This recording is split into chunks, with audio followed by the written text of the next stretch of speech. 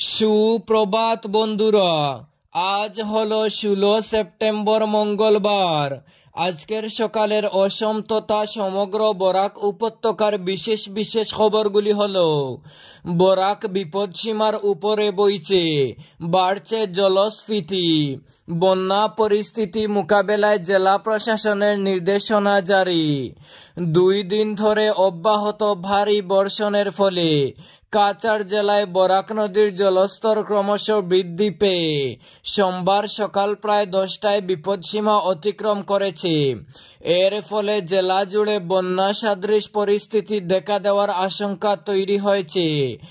এই প্রেক্ষিতে জেলা বিপর্যয় ব্যবস্থাপনা কর্তৃপক্ষ জনসাধারণকে সতর্ক থাকার পাশাপাশি প্রয়োজনীয় সাবধানতা অবলম্বনের আহ্বান জানিয়েছে।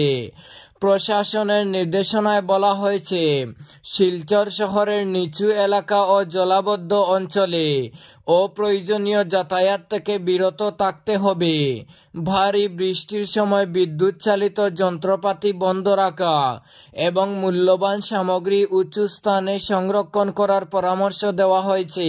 শহরের জলাবদ্ধ ও বন্যাপ্রবণ এলাকায় বসবাসকারী নাগরিকদের সর্বদা সতর্ক থাকার পাশাপাশি প্রয়োজনে সরে যাওয়ার জন্য প্রস্তুত থাকতে বলা হয়েছে।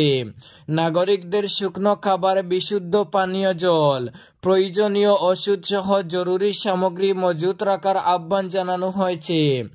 এদিকে পরিস্থিতি ঘনিষ্ঠভাবে পর্যবেক্ষণ করেছে জেলা প্রশাসন। সম্ভাব্য মোকাবেলায় সংশ্লিষ্ট সব দপ্তরকে সর্বোচ্চ সতর্ক অবস্থায় রাখা হয়েছে। জরুরি হিসেবে যোগাযোগ নম্বর প্রকাশ করা হয়েছে। জরুরি যোগাযোগের নম্বর 03842239249 অথবা 03842234005। পরবর্তী খবরে যাওয়ার আগে আপনার কাছে ছোট্ট একটি রিকোয়েস্ট, ভিডিওতে একটি লাইক করে চ্যানেলটি সাবস্ক্রাইব করুন এবং ফেসবুক পেজটি ফলো করে ভিডিওটি অবশ্যই শেয়ার করুন, যাতে সঠিক তথ্যগুলো সবার কাছে পৌঁছাতে পারে। 2026-এর বিধানসভা নির্বাচনকে ঘিরে কংগ্রেসের কড়া বার্তা, দ্বিমুখী নেতাদের জন্য টিকিট নয়। করিমগঞ্জ তথা বর্তমান শ্রীভূমি মহিলা কংগ্রেস সভানেত্রী ও জেলা পরিষদ সদস্যা আইনজীবী মমতাজ বেগম এক বিস্ফোরক মন্তব্য করে জানিয়েছেন, আগামী বিধানসভা নির্বাচনে ডিএনএ টেস্ট করেই কংগ্রেস প্রার্থী বাছাই করবে। আসল উদ্দেশ্য হলো, যারা দিনে এক পতাকার নিচে দাঁড়িয়ে আবার রাতে অন্য আঙ্গিনায় আশ্রয় খুঁজেন, তাদের কোনোভাবেই দলে প্রাধান্য দেওয়া হবে না। রাজনৈতিক মহলে তার এই বক্তব্য নিয়ে ইতিমধ্যেই ব্যাপক আলোচনা শুরু হয়েছে। দীর্ঘদিন ধরেই অভিযোগ উঠেছিল, কয়েকজন নেতা প্রকাশ্যে দলে সক্রিয় থেকেও আড়ালে ভিন্ন সুরে সাড়া দিচ্ছেন। সেই কারণেই এবারে কড়া শর্তের ইঙ্গিত দিলেন অ্যাডভোকেট মমতাজ বেগম। অন্যদিকে রাজনৈতিক পর্যবেক্ষক মহলে নতুন করে জল্পনা শুরু হয়েছে, 2026 সালে যদি দল চায় তবে দক্ষিণ করিমগঞ্জ থেকে নির্বাচনী ময়দানে নামতে পারেন অ্যাডভোকেট মমতাজ বেগম। আর 2026 সালের বিধানসভা নির্বাচনে কংগ্রেসের মনোনয়ন নিয়ে সরাসরি প্রতিদ্বন্দ্বিতায় অংশগ্রহণ করবেন বলে ঘনিষ্ঠ মহলে ইঙ্গিত দিয়েছেন। তার এই স্পষ্ট অবস্থান এবং নির্বাচনী আগ্রহ অনেকের কাছে কংগ্রেসের ভবিষ্যৎ রণকৌশলের দিকও ইঙ্গিত করছে। অসমের ব্রহ্মপুত্র নদে ভাসছে টাকা ভর্তি ব্যাগ, নোট হাতে নিয়েই চুপ কপালে উঠল 2 ভাইয়ের। অসমের বরপেটা জেলায় ব্রহ্মপুত্র নদ থেকে উদ্ধার প্রায় 12 লক্ষ টাকার জাল নোট। জানা গিয়েছে, 2 ভাই মাছ ধরতে গিয়েছিল, তারপরেই গোটা বিষয়টি প্রকাশ্যে আসে। মাছ ধরার সময় হঠাৎ তাদের নজরে আসে নদীর মাঝখানে ভেসে থাকা একটি বড় পলিথিনের ব্যাগ। প্রথমে সাধারণ প্লাস্টিক ভেবে তারা তেমন গুরুত্ব দেননি, কিন্তু ব্যাগটি অস্বাভাবিক ভারী মনে হয় কৌতূহলবশত সেটি টেনে তীরে নিয়ে আসেন। ব্যাগ খোলার পরই দেখা যায় গাদা গাদা 500 টাকার নোট। প্রথমে তারা ভেবেছিলেন হয়তো সত্যিই বিপুল অঙ্কের টাকা মিলেছে, কিন্তু নোটের অবস্থা দেখে সন্দেহ জাগে তাদের। দুই ভাই তৎক্ষণাৎ তাদের মাকে ও আশেপাশের প্রতিবেশীদের খবর দেন। গ্রামবাসীরা দ্রুত শিয়ালমারি থানায় খবর পাঠালে পুলিশ ঘটনাস্থলে পৌঁছায়। ব্যাগ পরীক্ষা করতেই জানা যায় টাকার নোট পরিমাণ প্রায় 12 লক্ষ টাকা হলেও সব নোটই সম্পূর্ণ জাল।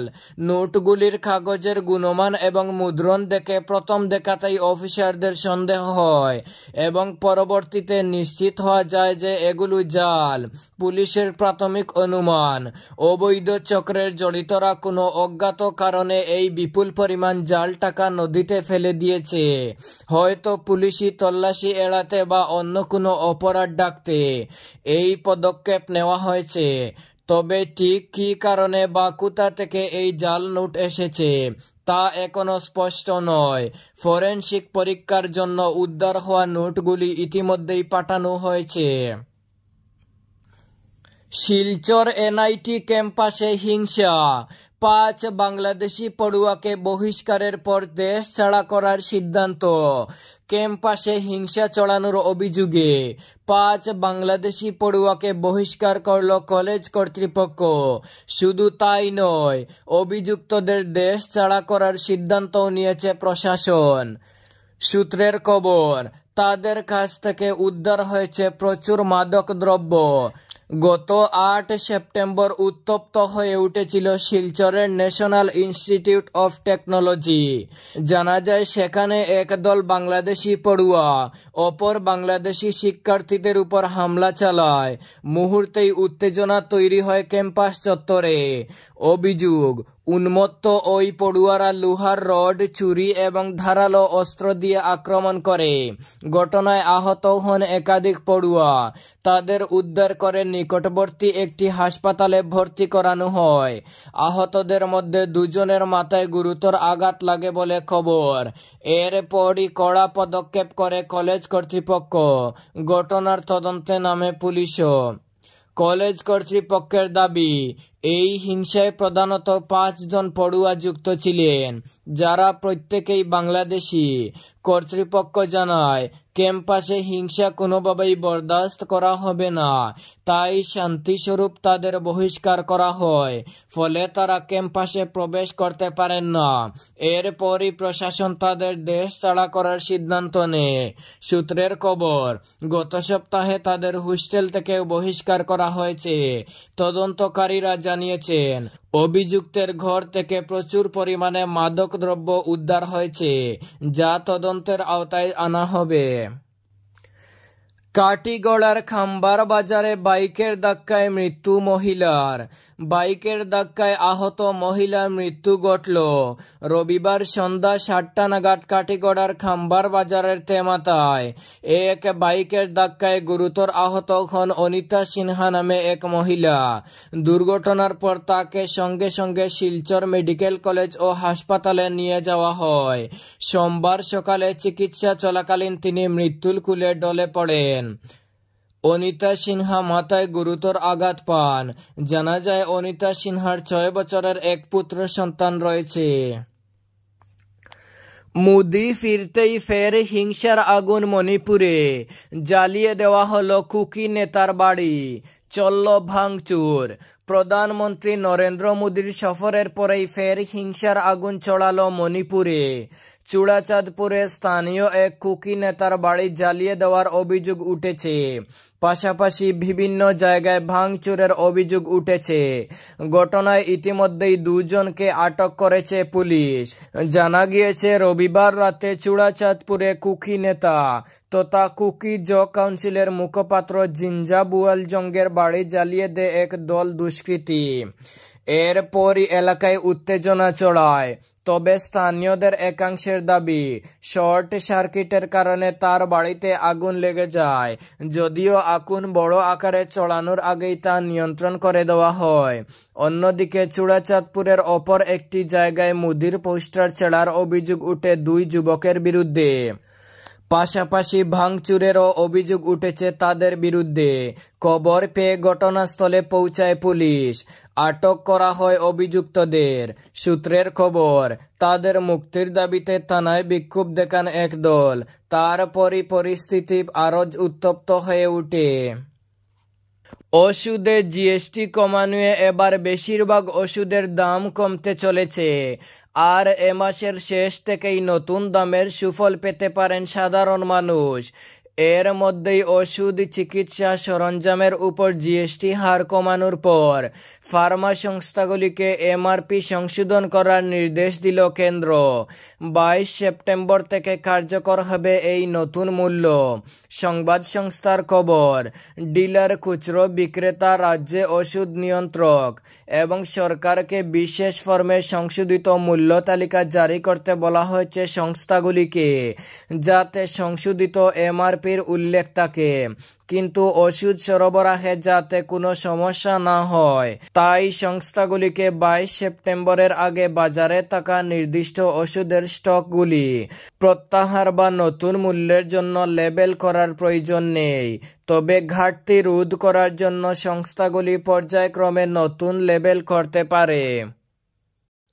সাধারণ মানুষ সেজে দুর্নীতি ধরলেন নবনিযুক্ত আইএএস।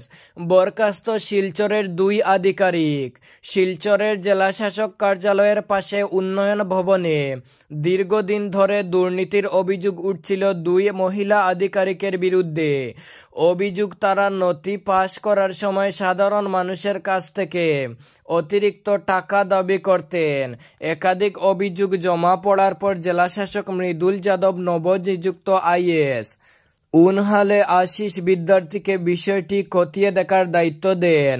গত বৃহস্পতিবারে দুপুরে আশিস সাধারণ মানুষ সেজে সার্কেল অফিসে লাইনে দাঁড়ান। এর আগে খাজনা দিতে আসা এক ব্যক্তির কাছ থেকে নির্ধারিত 990 টাকার বদলে প্রায় 1400 টাকা দাবি করেন 2 আধিকারিক, কৃষ্ণা বর্মন ও মেহজাবিন। অতিরিক্ত টাকার কারণ জানতে চাইলে তারা আদালতের খরচের অজুহাত দেন, কিন্তু কোনো রসিদ দেখাতে পারেননি। গোটা ঘটনায় আশিস মোবাইলে রেকর্ড করেন। যখন তিনি নিজে অতিরিক্ত টাকা দিতে অস্বীকার করেন, তখন ওই 2 আধিকারিক দুর্ব্যবহার শুরু করেন। শেষ পর্যন্ত তার প্রকৃত পরিচয় প্রকাশ পায়, তবে তৎক্ষণে প্রমাণ জোগাড় হয়ে গিয়েছিল। আশিস জানান, বহু সাধারণ মানুষ দূর দূরান্ত থেকে এসে এভাবেই প্রতারিত হচ্ছিলেন। টাকা না দিলে হুমকি ও অপমানের মুখে পড়তে হতো তাদের। কয়েকজন আগে থেকেই অভিযোগ জানিয়েছিলেন এবং কিছু প্রমাণও দিয়েছিলেন।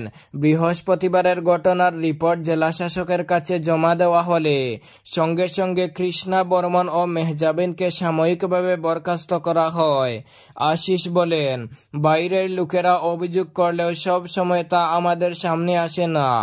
অনেক কার্যালয়ে সিসিটিভির মতো পরিকাঠামো নেই সুযোগ কাজে লাগিয়ে কিছু কর্মচারী সাধারণ মানুষকে হয়রানি করেন। এই 2 কর্মচারীর বিরুদ্ধে প্রিভেনশন অব কর্পোরেশন অ্যাক্ট সহ বিভিন্ন আইনে অভিযোগ গৃহীত হয়েছে এবং তদন্ত চলছে। মহিলা কংগ্রেসের 41তম প্রতিষ্ঠা দিবস পালন শিলচরে। নিখিল ভারত মহিলা কংগ্রেসের 41তম প্রতিষ্ঠা দিবস পালন করল শিলচর জেলা মহিলা কংগ্রেস। সোমবার ইন্দিরা ভবনে উৎসাহ ও উদ্দীপনায় উদযাপন করা হয়। শুরুতে মহিলা কংগ্রেসের সদস্যরা প্রয়াত ইন্দিরা গান্ধীর মূর্তিতে পুষ্পার্ঘ্য অর্পণ করেন। এরপর শ্যামাচরণ হলে নারী এক গঠনমূলক অগ্রদূত শীর্ষক সেমিনার অনুষ্ঠিত হয়। সভায় সভাপতিত্ব করেন শিলচর জেলা মহিলা কংগ্রেস সভানেত্রী বন্দিতা ত্রিবেদী রায়। উপস্থিত ছিলেন অসম প্রদেশ মহিলা কংগ্রেসের সাধারণ সম্পাদিকা ও শিলচর জেলা মহিলা কংগ্রেসের ইনচার্জ নবীনা মজুমদার, শিলচর জেলা কংগ্রেস সভাপতি সচল আচার্য, এপিসিসি সহসভাপতি শরীফুজ্জামান লস্কর, এপিসিসি সাধারণ সম্পাদক অভিজিৎ পাল, এপিসিসি মুখপাত্র সঞ্জীব রায় সহ বিগত লোকসভার প্রার্থী সূর্যকান্ত সরকার সহ অন্যান্যরা। এই ছিল আজকের সকালের বিশেষ বিশেষ খবরগুলি। ভিডিওটি অবশ্যই লাইক এবং শেয়ার করে দেবেন।